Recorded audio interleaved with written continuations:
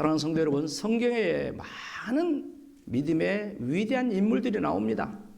근데 그 인물들의 공통점은 다 나라를 사랑했고 자기 민족을 사랑했어요.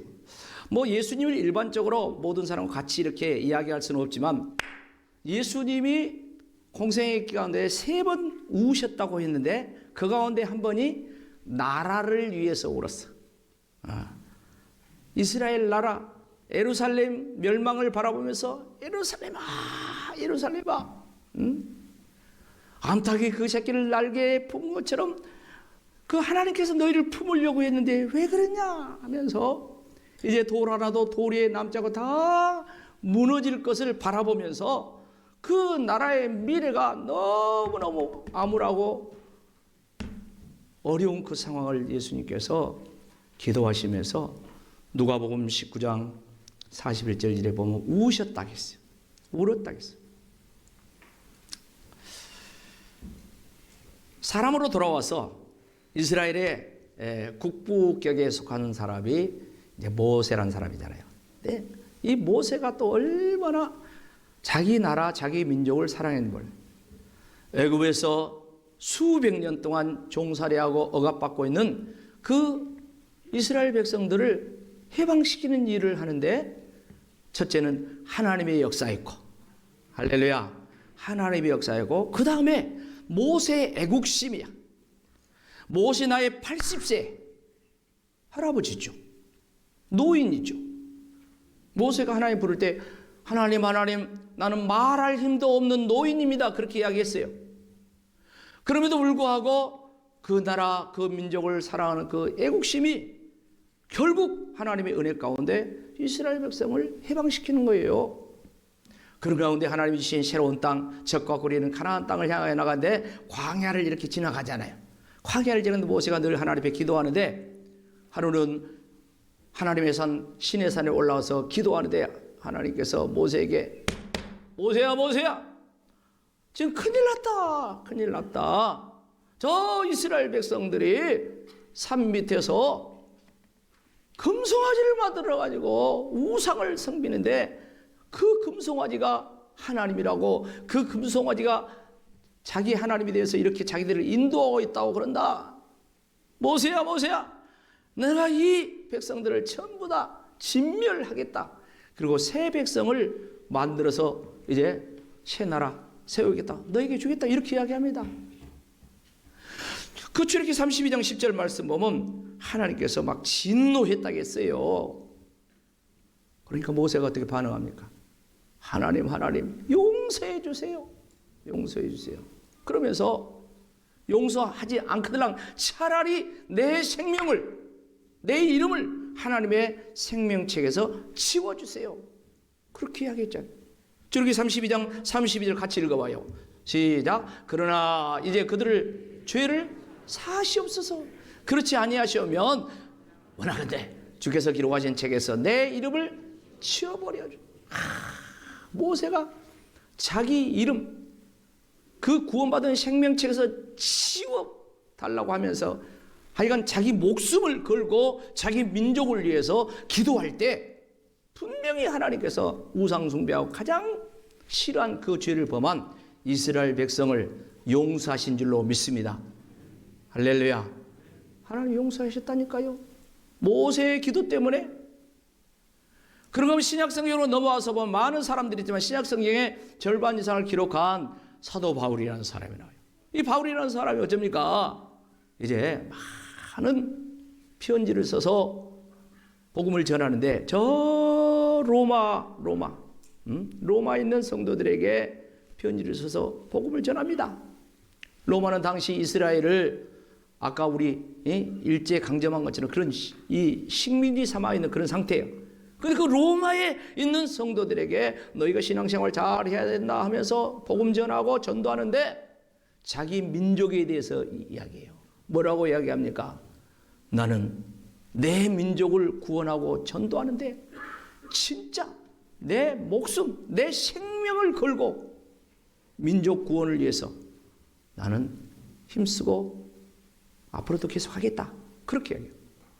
로마서 9장 3절 보면 요즘 현대인의 성경인데 같이 한번 읽어봅시다. 세 번역인데 같이 읽어봅시다. 시작. 나는 육신으로는 내 동족인 내 결례를 위하는 일이라면 내가 저주를 받아서 그리스도에게서 끊어질지라도 달게 받겠습니다. 자기 민족, 자기 동족을 위해서 복음을 전하고 그들을 구원하는 동족의 일이라면 내가 저주를 받아서 내가 그리스도에서 끊어질지라도, 주님께 끊어지면 지옥밖에 더 있습니까? 내가 지옥 가는 한이 있다 할지라도 내 동족을 위한 일이라면 나는 달게 받겠습니다. 얼마나 자기 나라, 자기 민족을 사랑하는 그런 모습입니까?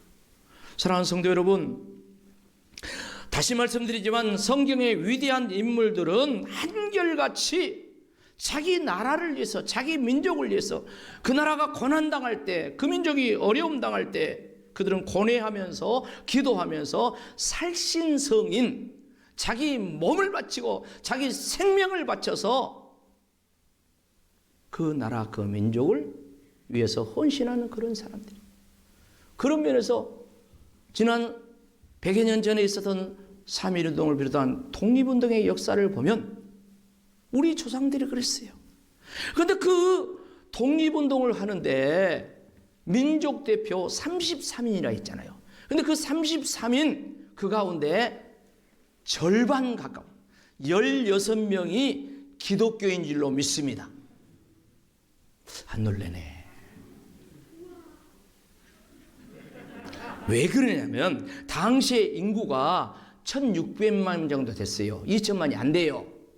그런데 그 가운데 우리 기독교인들은 개신교 인구가 20만 명이 채 안 돼. 프로테스트로 하면 1% 조금 넘는 거야. 1.3%가 안 돼요. 그러니까 1% 남짓밖에 안 되는 그런 기독교인들인데 아주 소수 종교야. 그런 소수 종교인데 민족의 거사를 위해서 그 가운데 절반에 해당하는 그런 대표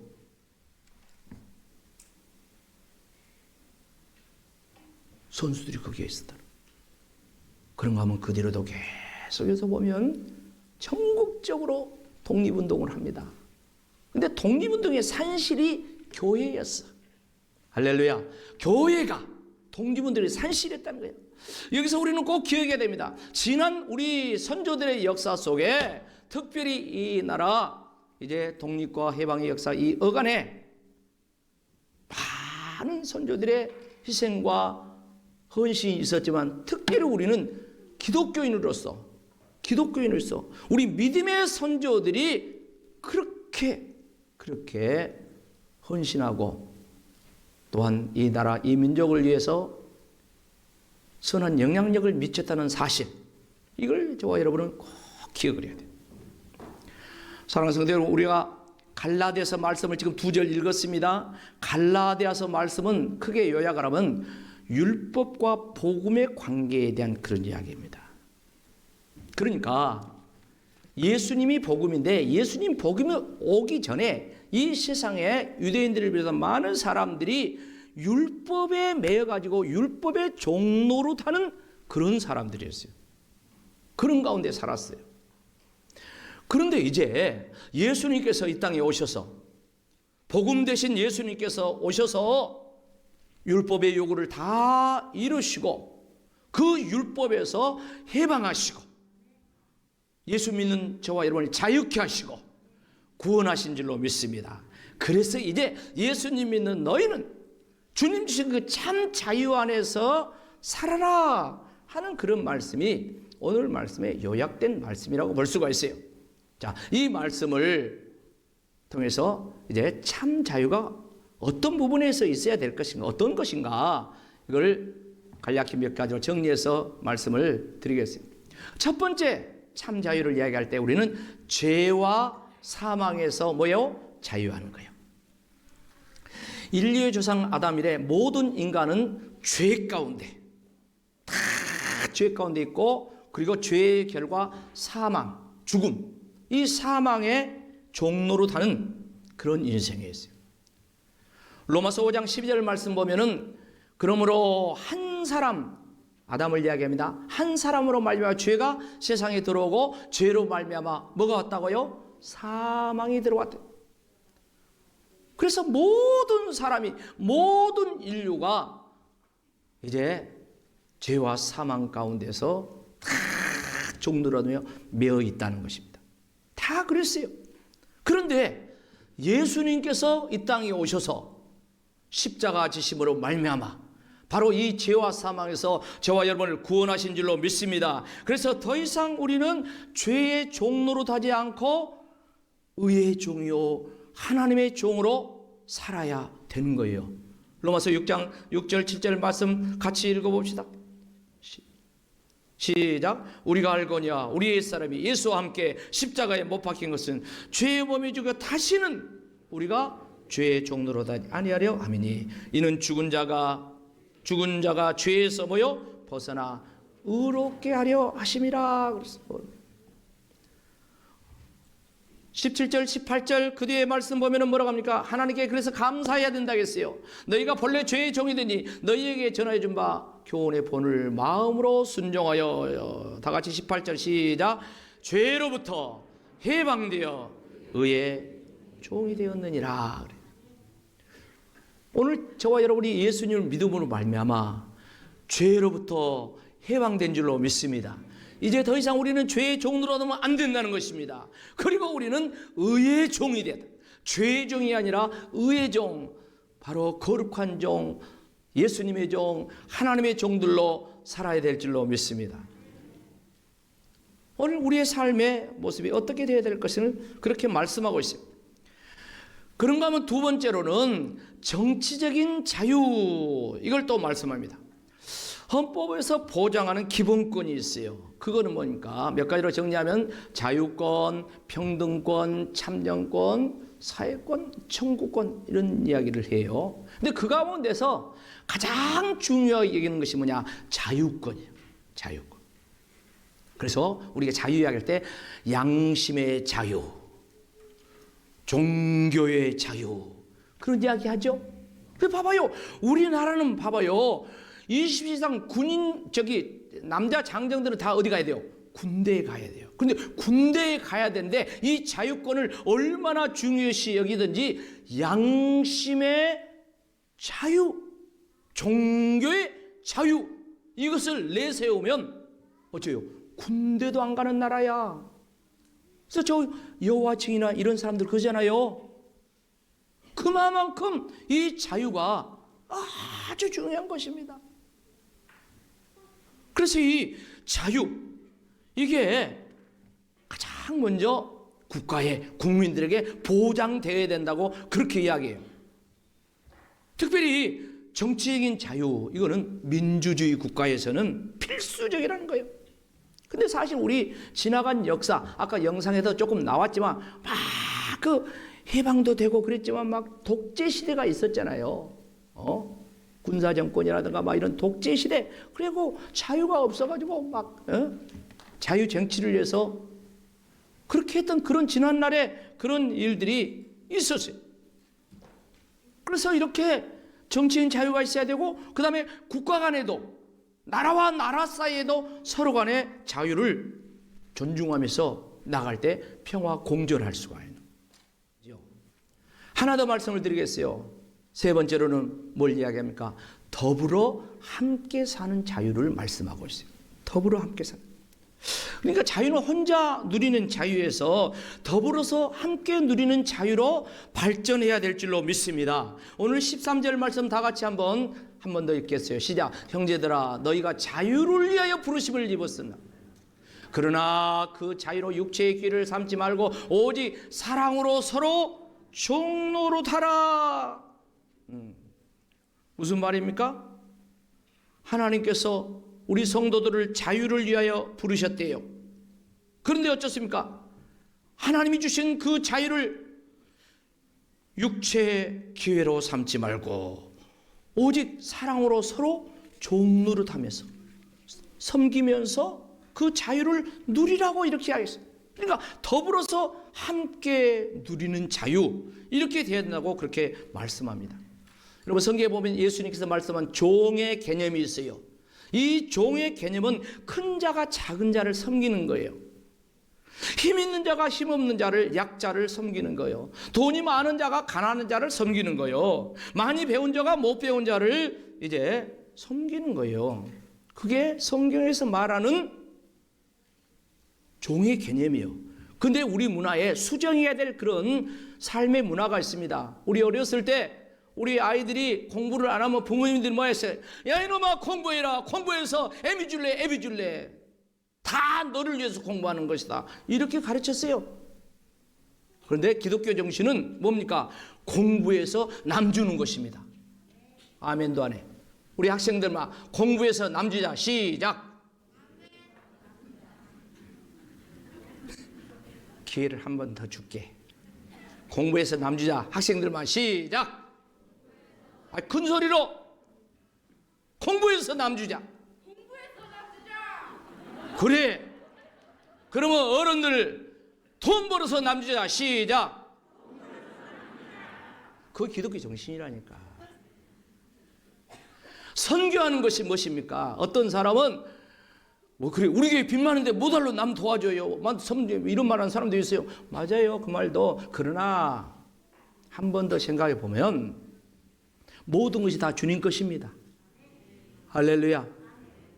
교회 이렇게 키워자고 모달로 다른 사람들 와서 모달 그렇지 않아요. 처음부터 했지만 교회 크게 지어가지고 우리 국민을 위해서, 연합회를 위해서, 노예를 위해서, 할렐루야. 그렇게 남 주는 거요. 쓰라고 하는 거예요. 이게 예수님 말씀한 종의 개념이고 섬기는 종이라는 거예요. 이렇게 할 때 더불어서 누리는 은혜가 있습니다. 더불어서 누리는 자유가 있습니다. 더불어 하니까 내 정치 이야기한 거 아닙니다. 더불어서 함께 누리는 자유. 그런 면에서 저와 여러분이 꼭 기억해야 돼요.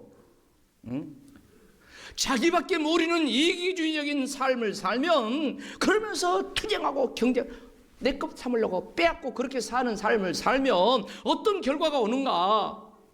오늘 그 뒤에 말씀이에요. 갈라디아서 5장 14절 15절 그 뒤에 말씀합니다. 다 같이 크게 읽어보시다. 시작. 온 율법은 내 이웃을 사랑하는 내 자신같이 하라 하신 한 말씀에 이루어졌나니 만일 서로 물고 먹으면 피차 뭐한다고요? 멸망한대. 하나님 말씀은 서로 사랑하며 베풀고 섬기고 나누고 이렇게 함께 사는 이걸 말씀하는데 만일에 그렇지 않고 너 잘났다 나 잘났다 서로 따지고 서로 물고 싸우고 투쟁하고 막 그러면은 피차 뭐한다고? 멸망해요. 여러분 왜 우리나라가 일본에 그렇게 나라 뺏기고 망했습니까? 간단해요. 국력이 약했어야. 돈이 부족하고 국력이 약했어야. 근데 더 중요한 것은 뭡니까? 당시의 지도자들이 계속해서 너 잘났다 나 잘났다 네가 옳다 내가 옳다 개화파 수구파 막 싸우는 거야. 싸우는 거야. 국모가 시해가 됐어도 그 시해된데 일본 자기들이 와서 죽이지만 그 역할을 동조하고 방조하고 하는 사람들이 누구요? 우리나라 사람들이요. 우리나라 사람들 역사를 보면 그러니까 서로 이렇게 자기 잘났다고 하다 보면 피차 멸망할까 조심하라. 개인도 그렇고 가정도 그렇습니다. 가정 형제 간에 계속해서 싸워보세요. 재산 싸움 해보세요. 망해. 사회도 마찬가지예요. 국가도 마찬가지예요. 교회도 마찬가지예요. 싸워보세요. 그럼 망한다니까. 제가요 정말 죄송해요. 교회 실명 밝히라니까. 서울서 목회할 때요 저희 교단에 4만 명 교회가 있어. 4만 명. 얼마나 큽니까? 바로 저희 교회 옆에 있었어요. 4만 명 교회가 있었는데요 10년 싸우니까 1000명 남대.